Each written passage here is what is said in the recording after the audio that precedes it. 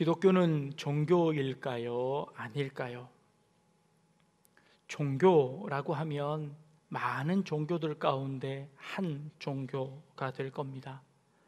종교가 아니다라고 이야기하면 그러면 무엇이냐라고 물어보면 종교보다 뭔가 조금 우월한 것, 다른 종교들과 비교해서 그것들이 갖고 있지 않은 것들을 가지고 있는 종교라는 그런 이야기를 하고 싶을 겁니다. 세상에는 여러 종교가 있습니다. 종교들 사이에 대화를 하기도 하고 서로 배척하기도 합니다. 종교들 사이의 대화는 사실 대화라고 하지만 실제로는 내 종교가 더 우월해 라는 생각을 가지고 대화할 겁니다. 그렇지 않고 내가 믿는 종교보다 당신이 믿는 종교가 더 좋다라고 생각하면서 대화하는 사람은 없을 겁니다. 그러면 그 종교로 개종을 하겠지요. 내가 믿는 종교가 제일 좋다라고 생각하기에 그런 배경을 깔고 대화를 하는 겁니다. 그러니 사실은 대화라고 할 수 없는 것이지요. 서로 만나서 자기 이야기하는 정도일 겁니다. 그런데요, 지금 세상에는 수많은 종교들이 있습니다. 우리 기독교가 가장 경계하고 있는 것 무엇입니까? 종교다원주의라고 합니다. 조심스럽게 그 속을 한번 들여다봤으면 좋겠습니다. 종교다원주의는 안 됩니다. 그것 들어오면 우리 기독교 망합니다 라고 이야기하시는 분들이 계십니다. 그런데요, 고작 종교다원주의가 들어왔다고 기독교가 망한다면요, 우리 교회가 망한다면 그런 교회는 망하는 게 옳습니다. 우리 기독교가 그렇게 보잘것없는 그런 힘없는 종교일까요? 아니요, 그렇지 않습니다. 지금 수천 년이 흐르는 동안 여러 종교들의 그 도전 가운데서도 우리 교회는 굳건히 지키고 있습니다. 그럼 너무 큰 염려하지 않으셔도 될 것 같습니다. 종교다원주의, 그런데요, 사실 사이에 잘 살펴보면요, 종교다원주의가 안 된다라고 이야기하고 있지만 실제 우리가 살고 있는 이 땅에는요, 수많은 종교들이 지금 함께 존재하고 있습니다. 그 존재하고 있는 것을 종교다원주의가 안 된다라고 이야기하면 어떻게 될까요? 몰아내면 될까요? 옛날처럼 종교 전쟁을 해서 다른 종교 믿는 사람들 싹 다 몰아내버리고 우리는 기독교만 믿습니다, 우리 부천시는 기독교만 믿습니다 라고 하면 가능할까요? 그러면 종교 전쟁이 일어날 겁니다. 옛날에 십자군 전쟁이 바로 그런 것 아닙니까? 예루살렘을 탈환해야 한다. 그러니 그곳에 있는 사람들 다 몰아내고 거기를 기독교 국가 만들어야 되겠다라고 이야기했던 것이 십자군 전쟁이었습니다. 이슬람도 마찬가지지요. 한 손에 코란을 들고 한 손에 칼을 들고 믿을래 죽을래라고 했던 것이 이슬람의 포교 활동이었습니다. 그런 종교 전쟁은 안 된다는 겁니다. 그렇다면 다원주의를 인정하자는 겁니까? 우리는 이미 다원화된 종교 상황 속에서 살고 있습니다. 다종교 상황에서 살고 있습니다. 그런데 그곳에서 살 거냐 말 거냐라고 물어본다는 것은 사실 의미가 없습니다. 기독교가 처음 시작될 때 어땠습니까? 지금보다 훨씬 더 힘이 약했었습니다. 아주 소수 종교였습니다. 예수 믿는 사람들이 불과 몇 사람 안 되었습니다. 그럴 때 우리 기독교가 태동했습니다. 그래서 온갖 핍박을 받았지요. 그 핍박 가운데 많은 순교자들이 나왔습니다. 그 순교자들의 피로 말미암아 기독교가 큰 부흥의 역사를 맞이하게 되었습니다. 그때는 아주 소수 종교였습니다. 그런데 그 기독교가 로마의 국교가 되어져 버렸습니다. 그리고 그 로마에 제일 가는 종교가 되어졌습니다. 그러자 힘을 갖자 이 기독교가 다른 종교를 몰아내기 시작했습니다. 로마 안에 다른 종교를 받아들이지 않게 되었습니다. 그렇게 된 결과 어떻게 되었을까요? 역사학자들은 중세를 암흑기라고 이야기합니다. 중세는 자유가 없었다. 중세는 예술이 없었다. 종교는 어떨까요? 그러면 그 당시에 기독교는 어땠을까요? 우리 기독교마저도 그 중세 천년 가운데 부패하기 시작했습니다. 스스로 부패해서 결국 종교 개혁이 일어나는 계기를 만들어내고 말았습니다. 혼자 독야청청하니 좋을 줄만 알았는데 그게 우리 기독교 안에서도 별로 좋지 않더라는 겁니다. 그러면 이 다원주의를 장려하고 오히려 그 속에 살아야 되는 건가? 라고 물어볼 수도 있습니다. 다원주의라는 것도 좀 한번 들여다볼 필요가 있습니다. 다원주의라는 것도요, 주장하는 것이 몇 가지가 나누어집니다. 가장 기본적인 것은요, 다원주의 사상은 진리는 하나가 아니다, 너만 옳은 것이 아니라 나도 옳다, 서로 옳다고 해야 한다라고 하는 것이 다원주의입니다. 그런데 그 다원주의는요, 스스로 모순을 가지고 있습니다. 그 모순은 무엇이냐면 모두 다 옳다는 것이 다원주의입니다. 그러면 모두 다 옳다는 것 안에는 나만 옳다라고 하는 주장도 틀렸다고 이야기하면 안 된다는 겁니다. 모든 것이 다 옳으니 무엇을 주장하든 그것이 틀렸다고 이야기하는 것은 안 된다는 겁니다. 그런데 다원주의자들은 이렇게 이야기합니다. 기독교만 진리다라고 이야기하는 건 틀렸답니다. 아니, 어떻게 다원주의 안에서 틀린 것이 나올 수 있습니까? 모든 것이 다 옳은데 이렇게 주장하는 사람도 있고 저렇게 주장하는 사람도 있을 수 있는데 왜 모든 것이 다 옳아야 된다는 그 주장만 해야 합니까? 라고 질문을 하면 그 질문에 다원주의는 대답할 수 없을 겁니다. 자체의 모순에 빠지는 것이지요. 모든 것이 다 옳다고 이야기하면 무엇을 주장하든지 모든 것을 다 풀어 주어야 한다는 것이지요. 그래서 그 속을 들여다보니까 다원주의를 주장하기는 하지만 실제로 나와 다르면 그 사람은 잘못됐다라고 배척하는 모습입니다. 똑같지요. 어떤 종교나 마찬가지라는 겁니다. 다원주의라는 종교가 하나 더 생겨진 것이지요. 그들도 역시 자기가 아니면 다 틀렸다고 이야기하는 것이지요. 그들도 여전히 독선에 빠져 있는 모습을 봅니다. 그렇다면 도대체 우리 기독교라는 것은 도대체 뭐라는 것입니까? 카톨릭에서요, 선교의 방법들을, 정책들을 여러 번 바꾸었습니다.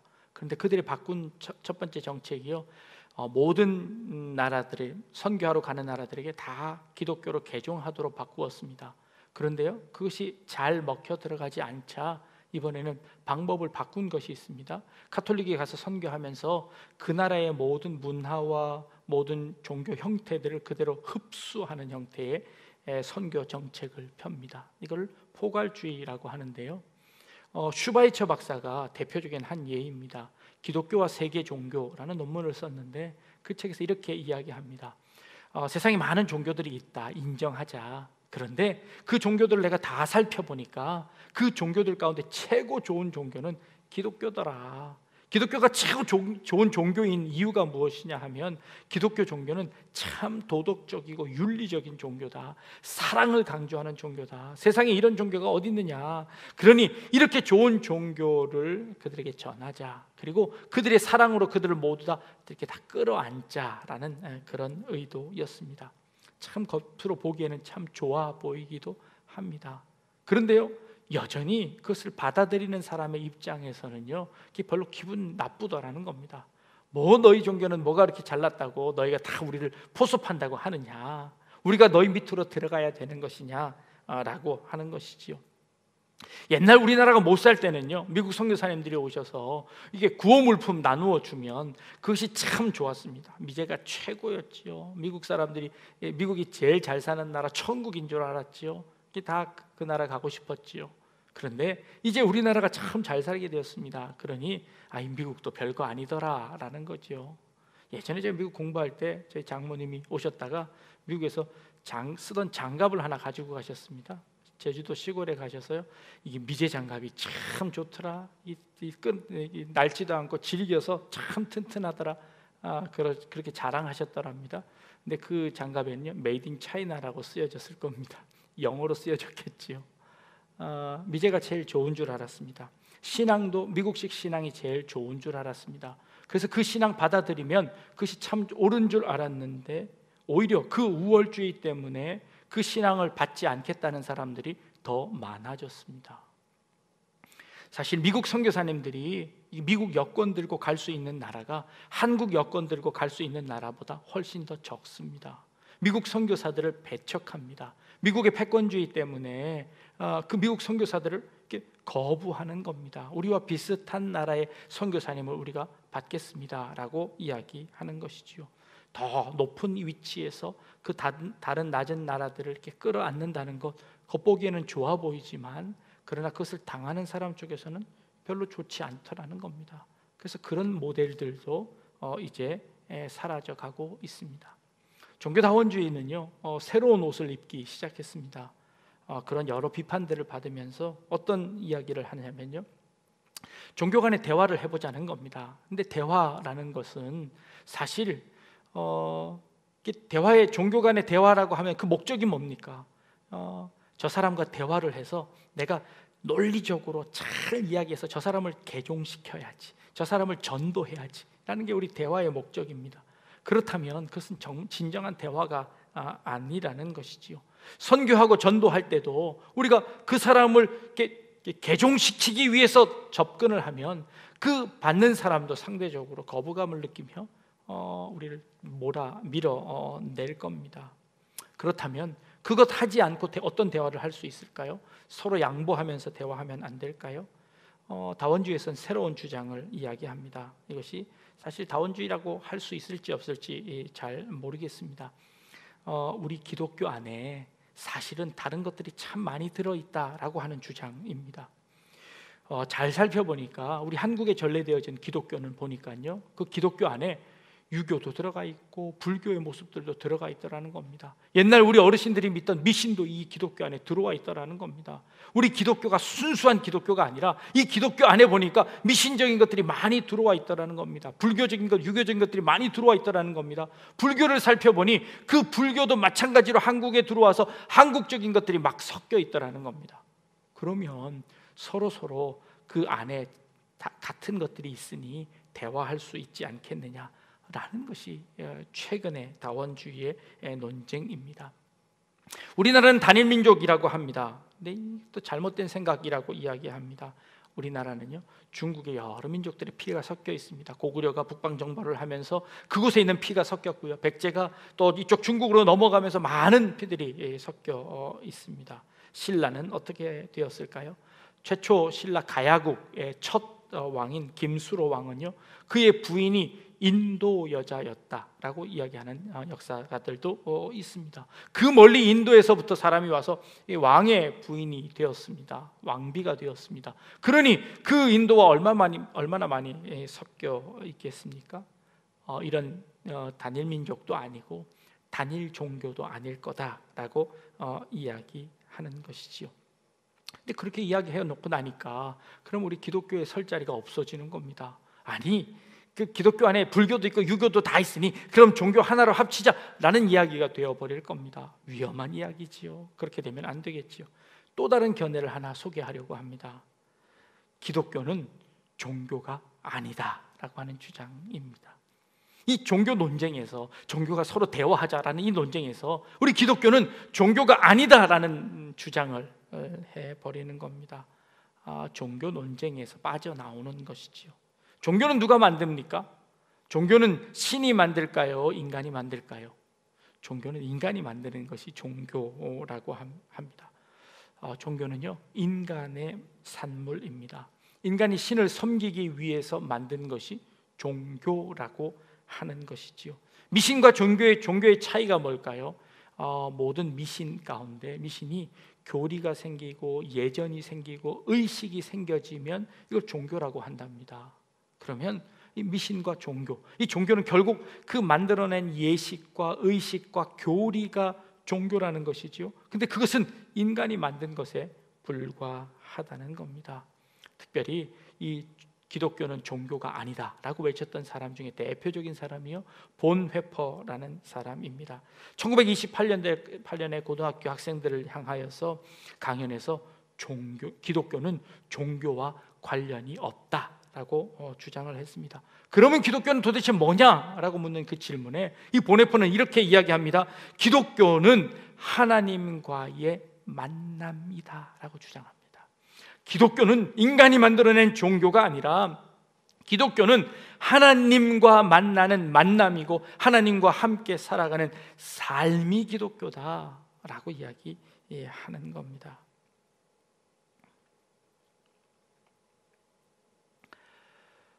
기독교에서는요, 하나님께서 인간이 되십니다. 하나님께서 우리를 먼저 찾아오십니다.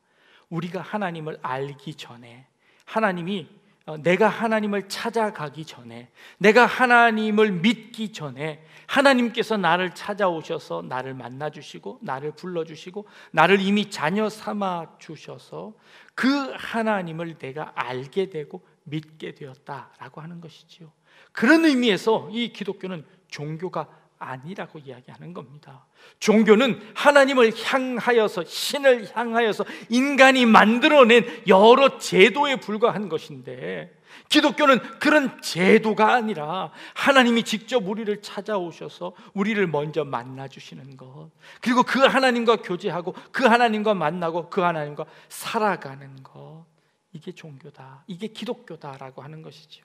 그러니 우리는 종교가 아니다라고 주장을 하는 겁니다. 그런데요, 우리 안에 자꾸 이 기독교를 종교화하는 그런 시도들이 참 많습니다. 지금까지 우리가 그렇게 하나님을 알았음에도 불구하고, 하나님이 먼저 찾아오셔서 우리 그 하나님을 만났음에도 불구하고, 우리가 자꾸 그 하나님을 만나는 과정 속에서 자꾸 예식을 만들어 놓습니다. 물론 예식이 필요합니다. 그 예식이 우리에게 주는 유익이 참 큽니다. 그러나 그 형식에 얽매여서 하나님을 사랑하는, 그 하나님을 만나는 그 감격을 잃어버리고 말았다는 겁니다. 그래서 우리는 이 기독교가 자꾸 종교화되어 버려지니 그 다른 종교들과의 싸움에서 자꾸 그들과 맞서는 그런 형상을 볼 수 있습니다. 그것에 대해서 많은 사람들이 불편해하고 오히려 기독교에 관해서 반감을 갖는 그런 역사들이 일어나고 있지 않나라는 생각을 해보는 겁니다. 오늘 우리가 읽은 본문 가운데요, 그런 이야기가 나옵니다. 17절에요. 너희의 하나님 여호와는 신 가운데 신이시며 주 가운데 주시다라는 말씀을 하고 있습니다. 하나님이 신 가운데 신이랍니다. 그렇다면 많은 신들이 있는데 그 중에 뛰어난 신이랍니다. 많은 주인이 있는데 그 중에 뛰어난 분이 예수님 주님이시랍니다. 이걸 보면 조금 전에 설명했던 그런 여러 종교들과의 관계에서 그런 것 아닙니까? 라는 생각이 들 수 있습니다. 그런데 오늘 본문에 그 신 중에 신이시고 주 중에 주라는 그 하나님을 설명하는 설명구가 나와 있는데요, 그 하나님은 어떤 하나님이냐면요, 외모를 보지 아니하시는 하나님이랍니다. 뇌물도 받지 아니하시고요, 고아와 과부를 위하여 정의를 행하시고요, 그리고 나그네를 사랑하고요, 나그네 된 백성을 선택하셨고요, 겨우 70명밖에 안 되는 그 이스라엘 백성들을 선택하셔서 하나님의 백성 삼으신 분이 주 중에 주랍니다. 신 가운데 신이랍니다. 그러니 너희는 목을 곧게 하지 말랍니다. 이게 오늘 우리가 읽은 본문의 내용입니다. 아니, 신 중에 신이시면 모든 신들보다 더 뛰어난 힘 있는 신이어야 되지 않습니까? 주인 중에 주인이라면 그 하나님은 모든 능력을 다 행할 수 있는 그런 하나님이셔야 되지 않겠습니까? 그런데 그 하나님이 나는 신 중에 신이다 라고 말씀하시는 그 하나님이 나는 고아를 사랑한다, 나는 과부를 사랑한다, 나는 나그네를 위해 정의를 베푼다, 그리고 고작 70명밖에 안 되는 그런 이스라엘 백성 선택해서 이는 내 백성이다 라고 선택했던 사람이 바로 나다 라고 하나님이 말씀하시는 겁니다. 우리는 이렇게 생각했습니다. 우리가 믿는 하나님은요, 천지를 만든 하나님이십니다. 그래서 그 천지를 만드신 하나님은요, 뭐든지 다 하실 수 있는 하나님이십니다. 그 하나님이 한번 입김을 불어넣으시면 이 이상의 모든 것들을 다 쓸어버릴 수 있는 그런 능력 있는 하나님이십니다. 맞습니다. 우리가 믿는 하나님은 그런 하나님이십니다. 온 천지를 만드신 하나님이십니다. 그런데 그 하나님이요, 아무것도 안 하기로 하셨답니다. 뭐든지 다 하실 수 있는 그 하나님이요, 아무것도 안 하기로 결정하셨습니다. 뭐든지 다 할 수 있는 능력 있는 하나님이요, 아무것도 할 수 없는 인간의 모습으로 이 땅에 오기로 결정하셨습니다. 뭐든지 다 하실 수 있는 그 하나님께서요, 뭐든지 다 아시는 그 하나님께서 십자가를 지고 죽기로 작정하셨습니다. 이게 신 중의 신이라고 이야기합니다. 뭐든지 다 하실 수 있는 그 하나님, 능력 있는 그 하나님께서 인간의 손에 의해서 배신을 당하고 배반을 당하고 십자가를 지시기로 하셨답니다. 이게 전능하신 하나님이 선택하신 방법입니다. 신 중의 신입니다. 세상에 어떤 신이 스스로 죽기를 자처합니까? 세상에 어떤 신이 자기가 가진 모든 권력들 다 내려놓고 고아와 과부를 돌보겠습니까? 세상의 종교들은요, 세상의 여러 신들은요, 우리가 믿는 신이 최고입니다 라고 자랑하기를 좋아합니다. 우리가 믿는 종교가 최고입니다, 우리 종교 아니고 다른 거는 다 비진리입니다, 진리가 아닙니다 라고 이야기하거나, 혹은 우리가 믿는 진리 안에 다 무릎 꿇게 합니다. 그래서 그 모든 것들이 우리 종교로 통합되어야 된다 라고 이야기합니다. 그런데 기독교는요, 하나님은요, 오히려 그 인간들 앞에 아무 힘 없이, 아무 저항 없이 십자가에 달려 돌아가시는 일을 선택하셨습니다. 이 기독교입니다. 하나님을 따르는, 예수님을 따르는 우리는 어떻게 해야 할까요? 누가 우리 기독교를 깔봐?